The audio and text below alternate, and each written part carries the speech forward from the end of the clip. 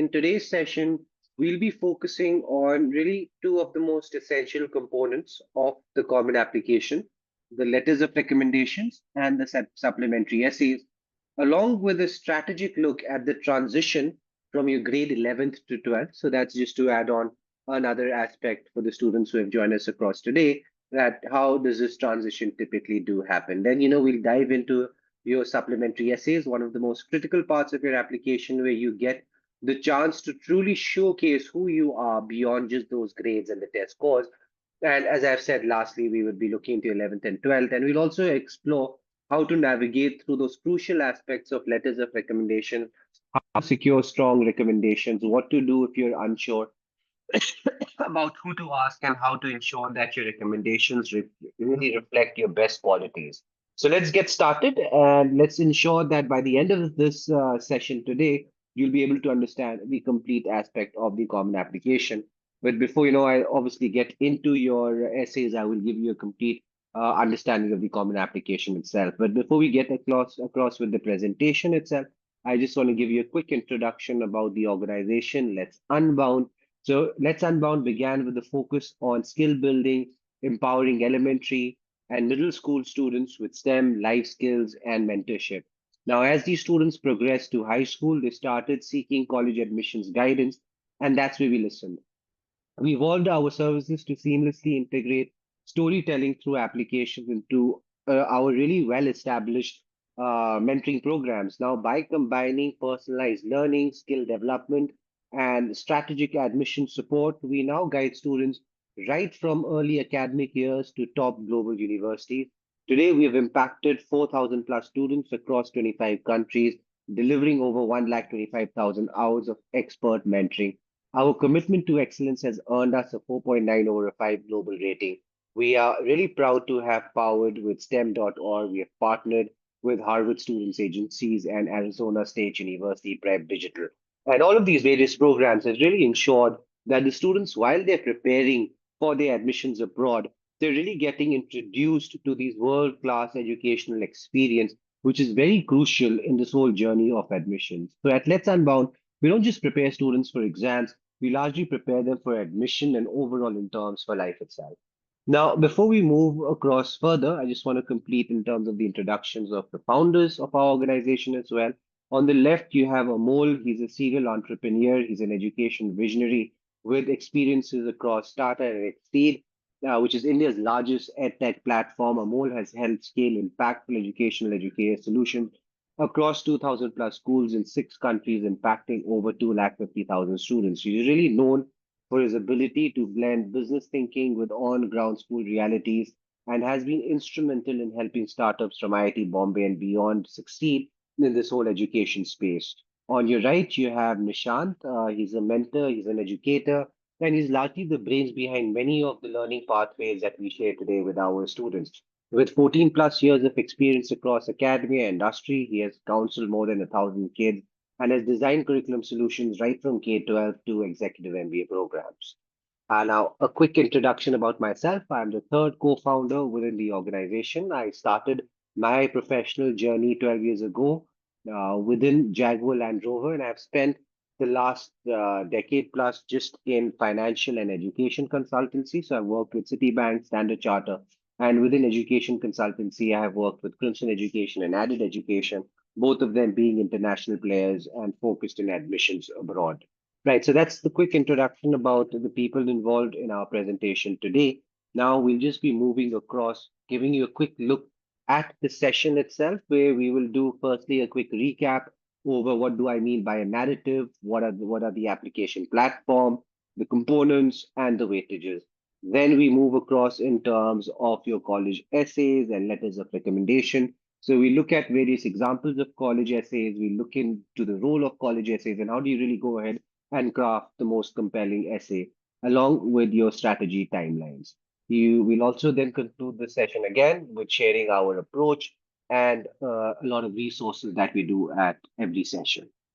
Now, quickly just moving into our quick recap section. So, as I said, the first thing that we'll be looking across at will be what is the theme that a student is going to be judged across while you're applying for America.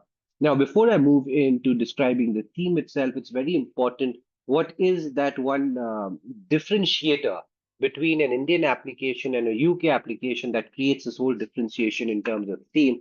And very honestly, this theme is very specific for USA itself. Even UK is on a little bit different side. While you look into USA, when you're applying, it's not mandatory for you to declare your majors. So stats typically reflect that 3 to 5 of 10 applicants do not declare a major.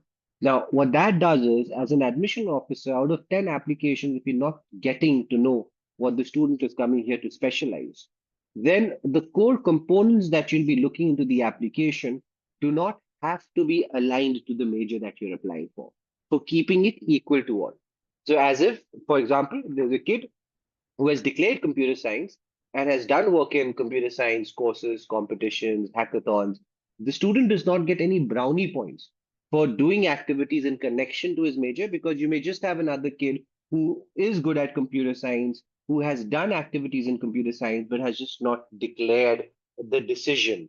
And to keep it equal for both sides, it's very it's like basically important to say that the importance is towards your profile and not to say that you're only working in the area of your degree itself. And that's where they look at this lopsided profile, where you could show activities in various different areas. So, for example, letter T, that first stroke, the horizontal one, this is where you show a lot of breadth. Along with that, you can show one area of depth. So that letter T is that best way of talking about that lopsided profile. And mind you, I very categorically not used this word, which is called well-rounded profile, because that's absolutely not what we're looking in terms of from a US candidate. What well-rounded would mean that every activity that the student is doing is up to that same level. While the reality is that the admission officers are looking for 3, 4 capstone activities, passion projects or passion activities, and a lot of different participation areas. So that's the overall narrative that it's normally there for your applications while moving in towards for USA. Now we'll just be breaking this down in step by step, and we will try to go through the whole platform by showing you obviously the common application platform, which is the most common. It's the most popular one. It allows you to apply to 20 colleges all at once. But along with your common application, you do also have other platforms. So, for example, you do have this platform, which is your UC system, which is for universities of California. You can apply to all 9 undergraduate campuses in one go. With along with that, you also have the Apply Texas system, which is for universities of Texas, and MIT, Georgetown. They all have their own unique platforms. MIT, it's called the My MIT system. Despite these differences, the core components of all of these applications are nearly identical. And that's what we're going to be decoding here on the screen itself. So we'll start firstly by your academics, and all the first thing that you see are your admission scores, the entrance exams. In USA, you only have 2 entrance exam. Again, the reason for having that is that your applications are not major based, so you do not have major based entrance exams that a lot of people who are joining here across from India are much more accustomed. And even in UK, your majors will decide which kind of entrance exam that you'll be giving. So you've got your SAT, ACT score that gets published within Common Application. You've got your grade 12 score, you've got your transcripts from 9th to 11th, and your English proficiency score for largely international students who are not on the IB or the A level curriculum. Right? So if you're in CBSE and ICSE, state board, you will be giving an IELTS or a TOEFL. And these all put together will be the creation of your academic section. Now, remember one thing, different platforms have a little bit of changes here and there. So UC system is a little bit different in terms of academic, that UC schools are test blind, meaning they won't even look at your SAT and ACT score. So if you're looking for a UC application, the first block, the only changes that it requires is no ACT and SAT score, your grade 12 scores, the transcripts from 9th to 11th. And by grade 12 score, what I'm really meaning are your predictive grades. So your predictives for grade 12, your grades from 9th to 11th, and being a CBSE or ICSE student, IELTS or TOEFL score is what will be required for a University of California application. In terms for an MIT, which is the MIT system, you would definitely require a SAT score and ACT score. So you would be submitting that. And in terms of UT Austin, it really offers you flexibility, but then there's also this whole mention of class rank that you need to put across there. So make sure that you have understood all of these platforms while you're analyzing the academic portion. Now, moving on to the second part, which I largely call the extracurriculars. In terms of common application, you can, this section allows you to list up to 10 activities that really showcase who you are beyond your academics. And these could be, academic clubs, they could be sports, music, internship, community service. There are the kids who talk about trekking, about cubing, about puzzles, almost anything that you could show a good amount of dedication towards. Now, apart from common application, also touch basing on the other platforms that are very heavily used, your UC system.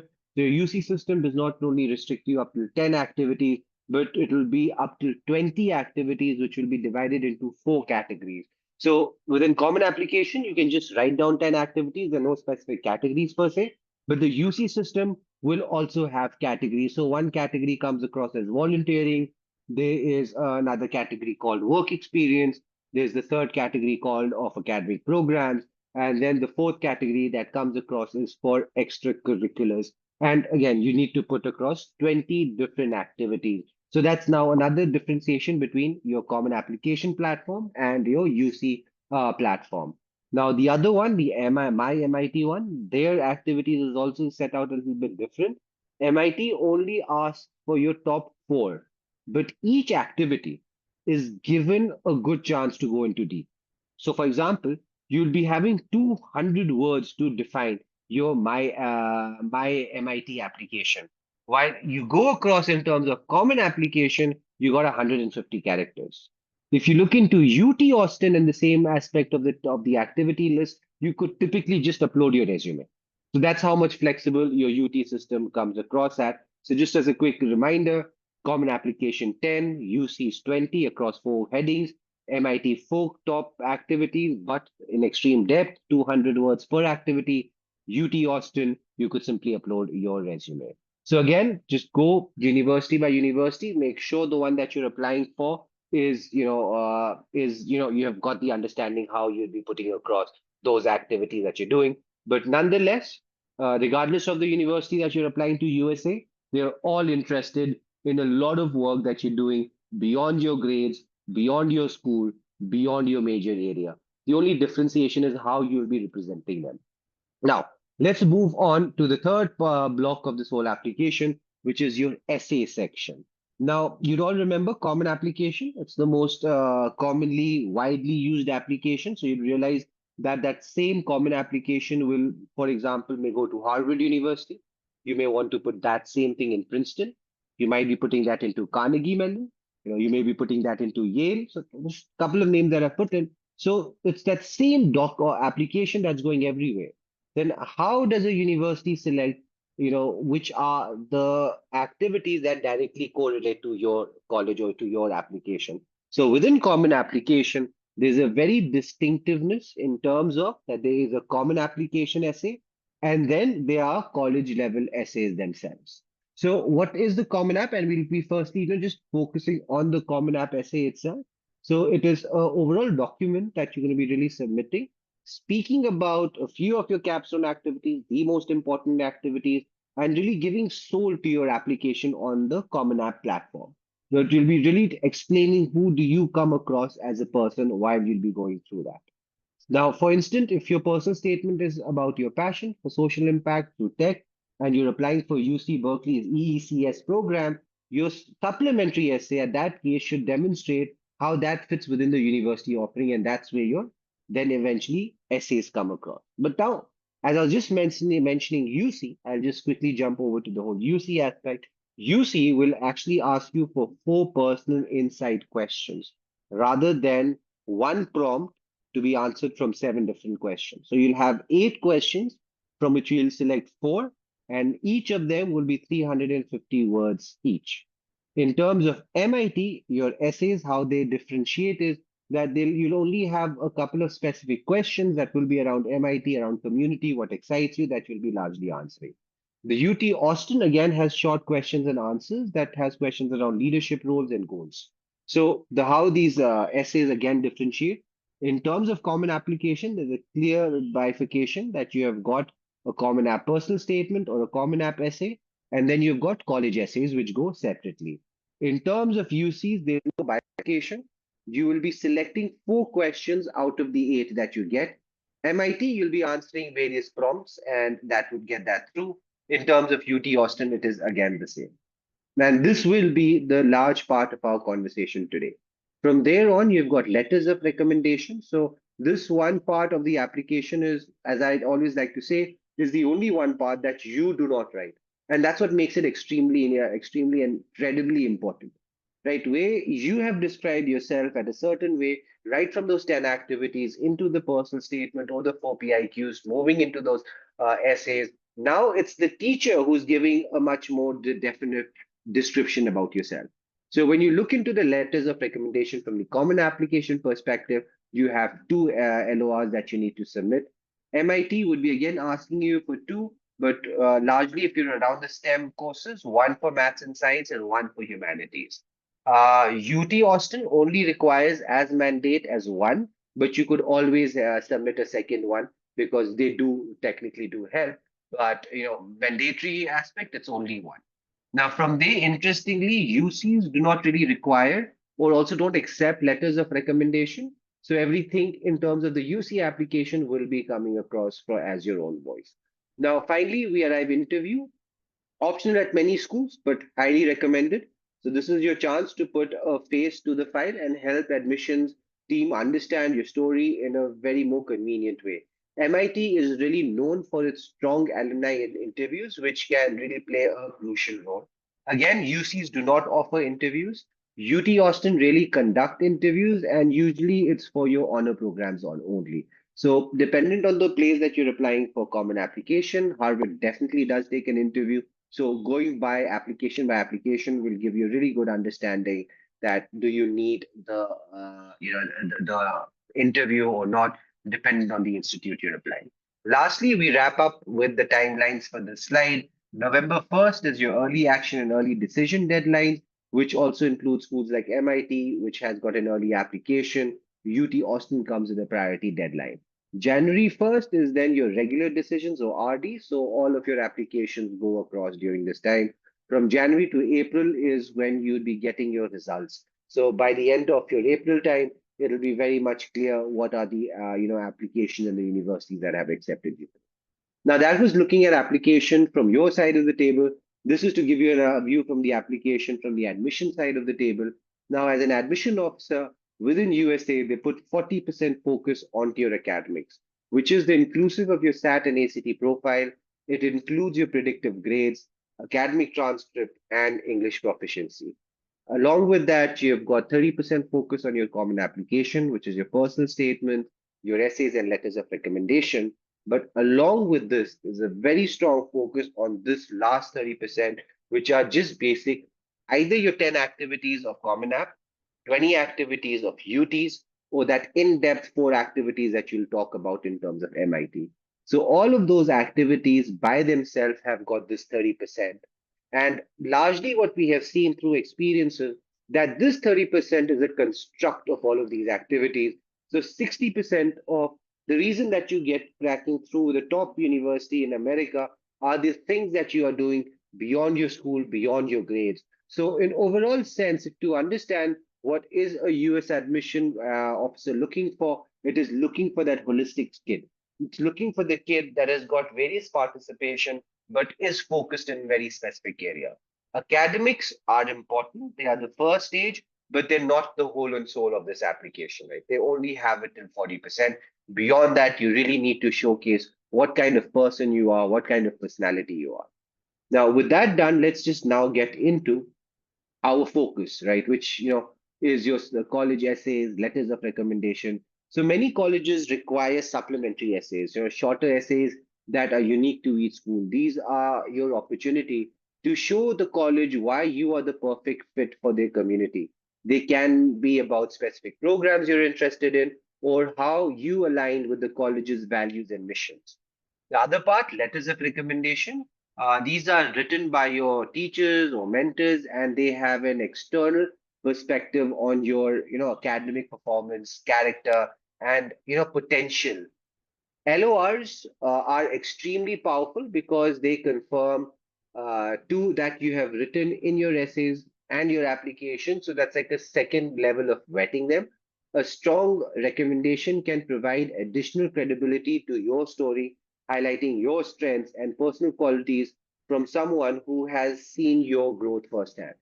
In short, the college essays, the letters of recommendation together really help your colleges to get a clearer picture of who you are as a student, as a human, and more importantly, how can they look at your application and define your overall personality? These elements are not just about showcasing your achievements, but about telling a compelling and authentic story about your journey and about your future.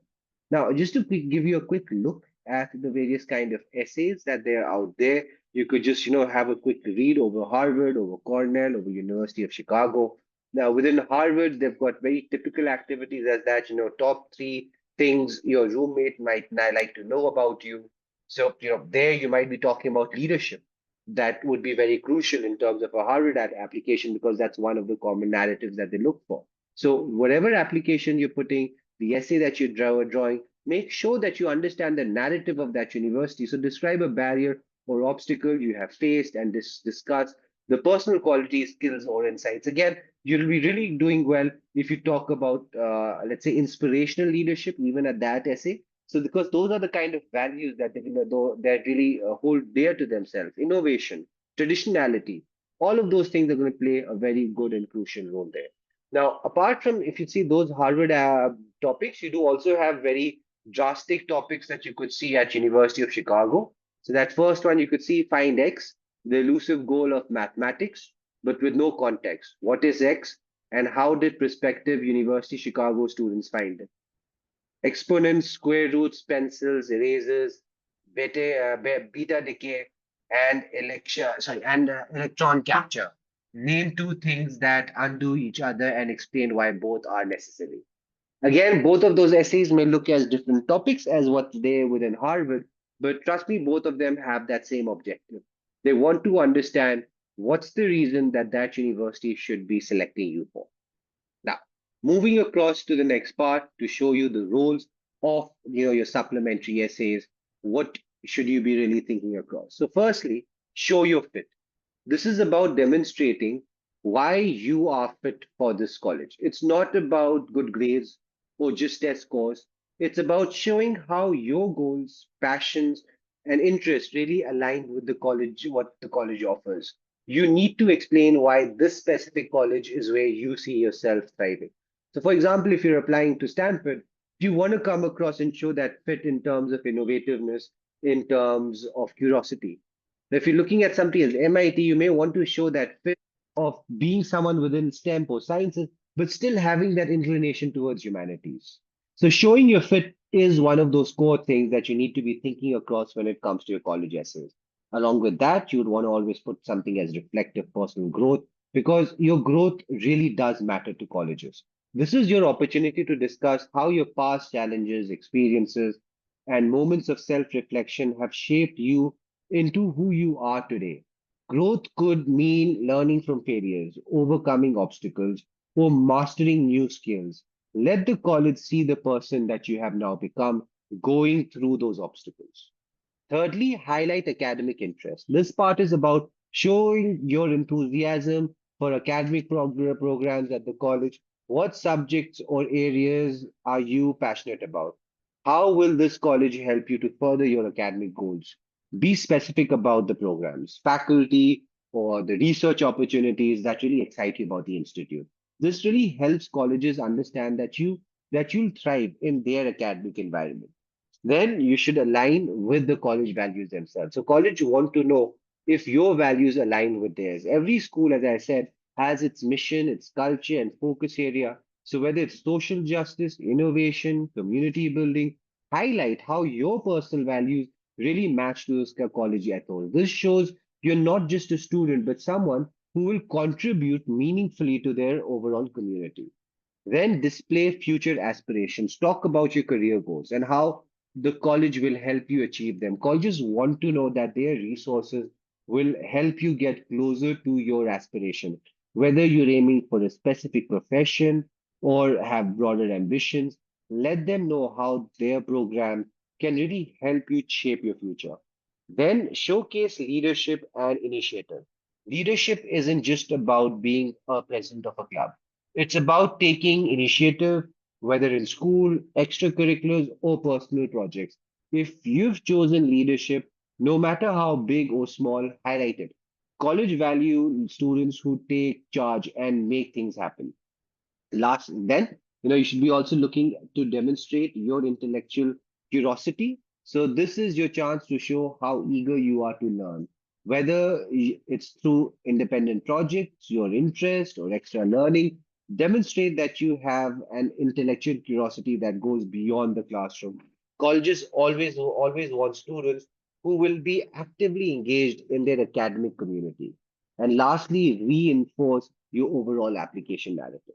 So now these are the most important things that you'll be largely looking across and seeing in terms of filling the role of the supplementary essays. Now we'll just move across in terms of how to really craft your compelling essay itself. So one of those first things that I've always suggest students, let's really begin with the most important part, which is to research the college thoroughly. Right? Try to understand what the college is offering. Right? Before you even begin writing your essays, dive deep into the college's website. Research academic programs, the professors who teach, research opportunities available, the student organization in the institute. The more you know about what the college offers, the more specific you can be within your essay. Think about why this college specifically appeals to you in terms of what you want to study and how the academic environment will benefit you. Along with that, mention specific professors and programs from the knowledge and the research that you've done. Now that you have explored their offering, it's really time to get specific. If there are particular professors whose work resonates with you, mention them. Or maybe a specific academic program that aligns perfectly with your interests. This will show admissions team that you have done your homework and that you're genuinely interested in the academic environment and not just the prestige of getting admitted into that specific institute. Thirdly, identify your college values. Next, we move and we really identify what does the college value. Every college has a mission and its values are embedded into everything they do, from teaching to student activities. So, for example, does the school or college emphasize innovation, leadership, diversity, or college involvement? Connect these values with your own, showcasing how you really embody or aspire to embody these principles in your life. This will help the admissions team to really see that you're a good fit for their college. Second point, now moving across from really researching the college thoroughly, make really clear connections between sorry, I just moved on to the third part. The second one is on the left side of your screen. Stay authentic and true to your voice. Now, let's talk about staying authentic and true. What does that really mean? How is that really vital? So be honest and genuine. Don't try to sound like someone else. The college wants to hear your real voice, not a generic essay written in a formal tone that sounds like every other applicant. Be honest and genuine in your writing. When you share your story, make sure it feels like it's coming from you. This is where your personality should really shine. Secondly, within this whole point of staying authentic, try to avoid cliches. We all have read those typical cliches in college essays, and admission officers have seen them, a million times. Don't write what you think the admission committee wants to hear. Instead, be real. Talk about what actually is important to you and why. Stay away from overused phrases that lack originality. This is your opportunity to make an impact with your own unique perspective. So being unique and avoiding cliches is really paramount. Thirdly, share your personal story. This brings us, to this whole understanding of how you differentiate yourself from all of the other kids. Include real specific experiences, which is extremely crucial to showcasing who you are individually. So don't be vague in this. Share anecdotes from your life that demonstrate that how you have grown and what you have really learned, or how you have developed your academic interests. These personal stories will not only make your essay more memorable, but will also give the admissions committee a deeper understanding of you as a person. Right. Now, the third point that you should be largely looking across at, now I'm just moving back to the right side of my screen, make a clear connection to the college. So finally, we get to the most important part, which is making a clear connection to the college itself. So link your experiences to the college culture. In your essays, explain how your background, experiences, aspiration align with the college culture. This is your opportunity to show how you will really thrive within this community. Highlight the aspects from the college and that really stand out to you, whether it's research programs, academic environment, or campus life, and show how these aspects really resonate with your own goals and background. Secondly, demonstrate how you'll contribute. Don't just talk about how the college will help you. You should really show that how you will be contributing to the college as well. Think about your skills, talents, and experiences. Will you bring, let's suppose, a fresh perspective to the classroom discussions? Do you have leadership experiences that could benefit the student organizations or projects? So explain how you'll contribute to the campus community and enhance the college experience also for others. Lastly, future goals. Focus on your future goals. How will the college resources like professors, research centers, extracurricular opportunities really help you achieve these goals? So, in summary, to wrap it up, when crafting your supplementary essay, remember to research college thoroughly to make strong and specific case where you're a really good fit. Stay true to your authentic self and share personal stories that reflect who you really are. Finally, make a clear connection to the college by demonstrating how your background, experiences, and future goal align with the college's culture and values. Right. So that's the part that I wanted to share across with you in terms of crafting the essay. So by following these steps, you'll be able to really craft a compelling supplementary essay that will truly make you stand out to the admissions officer. Then again, just to repeat, know the college that you're applying for. One of the most important thing is then try to stay as authentic as possible and then make a clear connection to the college that you'll be largely applying for. Now, aligning your story to the college itself. So, one of the most important things, as I've also said in the previous part, make sure that you are understanding the college values. The other part that becomes extremely important is to connect those experiences to the college values, demonstrate how you will contribute to the college itself, and again, highlight those future aspirations. Now, moving across to the next part, which is what really gets into the letters of recommendation, what makes a strong letter of recommendation itself. So, a strong letter of recommendation really starts across by this whole aspect of authenticity. Right? We want to create a specific document that really talks about you on a very individualistic level. And that's where that authenticity starts to come across. At the same time, there need to be depth about the application, about the letter of recommendation. Now, there are a lot of letters of recommendation that we do normally see that really go across in those typical cliches that the student exams well, behaves well, fares well. Neither of these characteristics are the things that the admission officer is looking for. By depth, what we're really talking about is how did this letter of recommendation just go beyond those basics to really describe you individually as a person? Do they talk about courses that you spoke about? Does it talk about competitions that are really core to you? Largely, do your letters of recommendation cover your passion areas to its proper way? So that depth thing is going to be extremely important, which takes us to the third point, which is basically an insight to your academic and personal growth. And your letter of recommendation itself should really join the whole application narrative. And what do I really mean by this is if your admission officer has gone through your overall application and has put the application aside, covers the name in terms of your letter of recommendation, they should be able to realize that these two set of documents have the same narrative and has been really written for the same kind of student.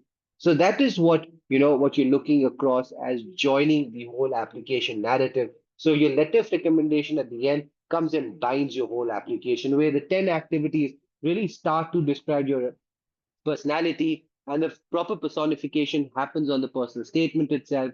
The essays then connect your story to the college. The letter of recommendation should bind this whole application narrative.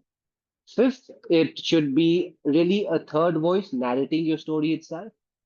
It's largely just a third person verification as well, where you have described yourself in a certain way, in a certain manner, and your teacher has gone ahead and has validated that same kind of a description. Now, lastly, in-depth involvement in academics and subjects. So, for example, if you're looking at that MIT application letter of recommendation, there is this one letter of recommendation that you'll be then putting across that's going to be really STEM focused, science focused, focused on courses and research and activities that you have done in that area. So getting in focus in terms of academics and subject is also very well.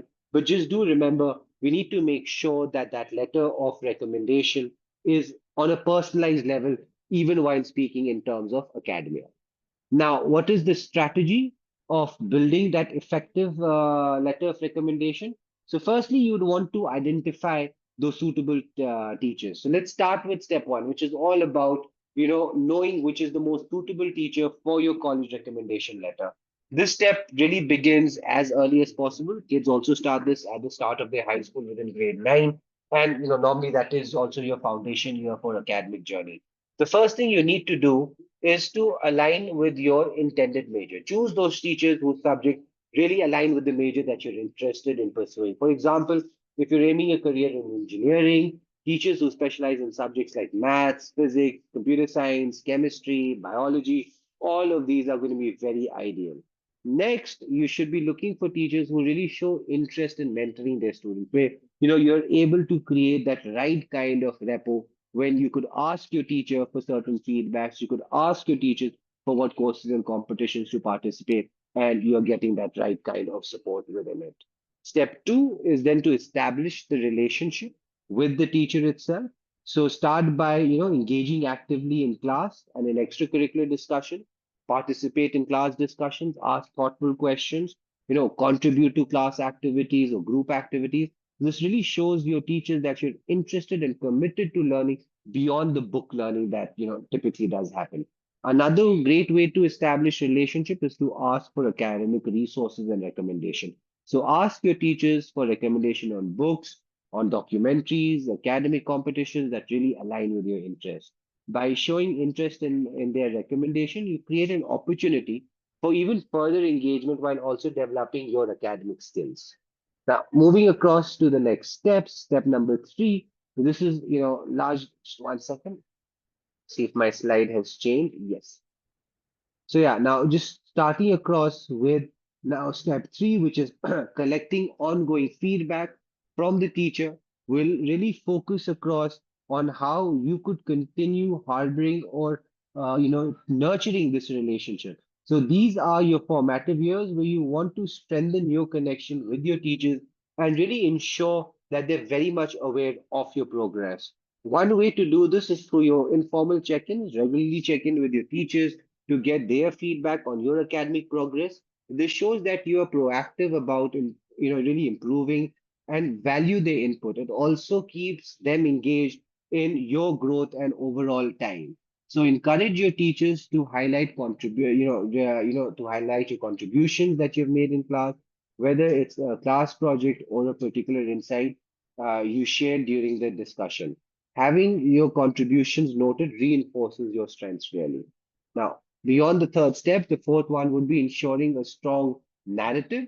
So now let's talk about step four, which is really about, ensuring a strong narrative for your letters of recommendations from really grade 11th and 12th. At this stage, it's important for you to continuing providing updates to your teachers about those various achievements that you've had and extracurricular activities. By keeping your teachers informed, you really ensure that they have this comprehensive view over your overall growth both academically and personally. So it's really important to also engage multiple teachers. Don't just rely on one teacher for a single letter of recommendation. Engage with a variety. We normally do suggest a student to have at least 5 different teachers. Lastly, within your grade 12, finalize and submitting your letters of recommendation.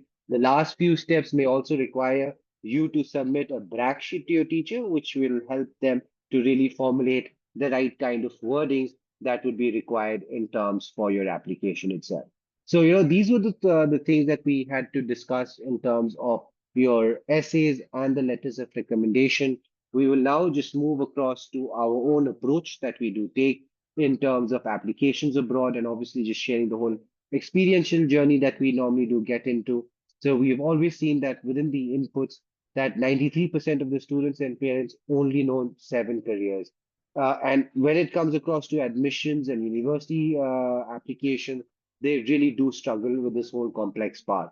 So what we have started to do, and this is the process that we do follow, we start with inputs as understanding the students' interests, its passion. We do psychometric tests, and then gradually move into college counseling and profile building, and conclude across with application and admission guidance, and help you with even the last leg of traveling abroad in terms of visa and scholarship and stay assist guidance as well.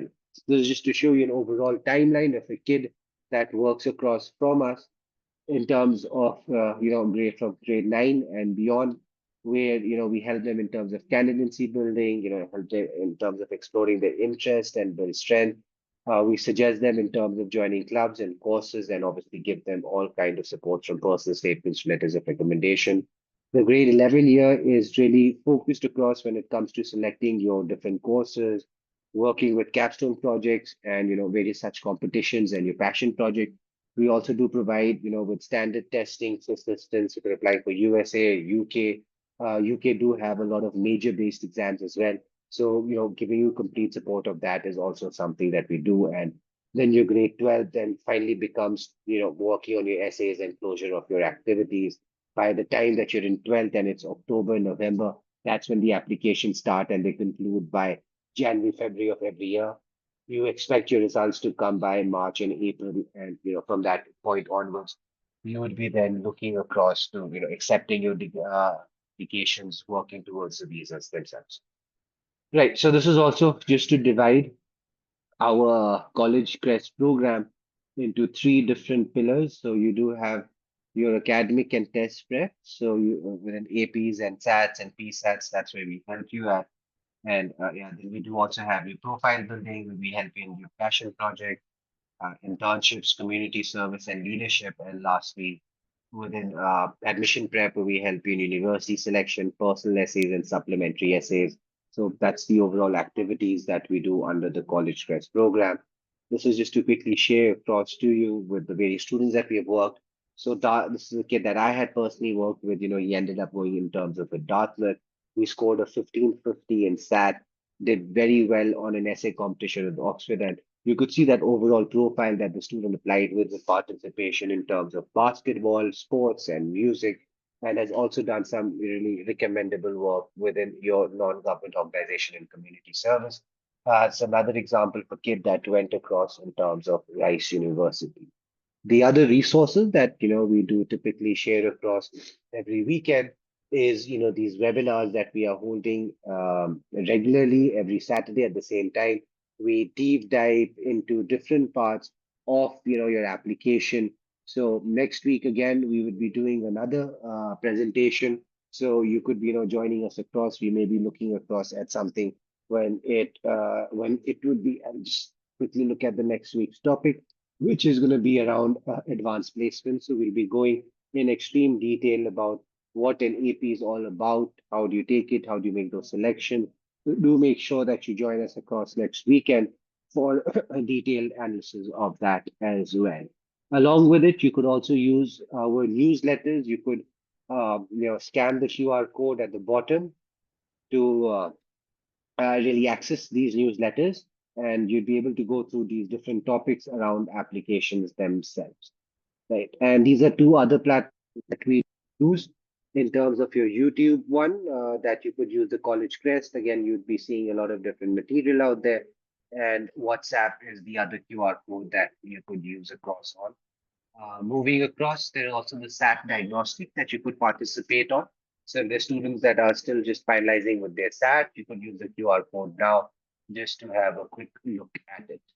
Right. And finally, if you'd want to get into a one-on-one session with us to understand the whole applications better, you could now scan the QR code currently on your screen, and we would be then in touch with you.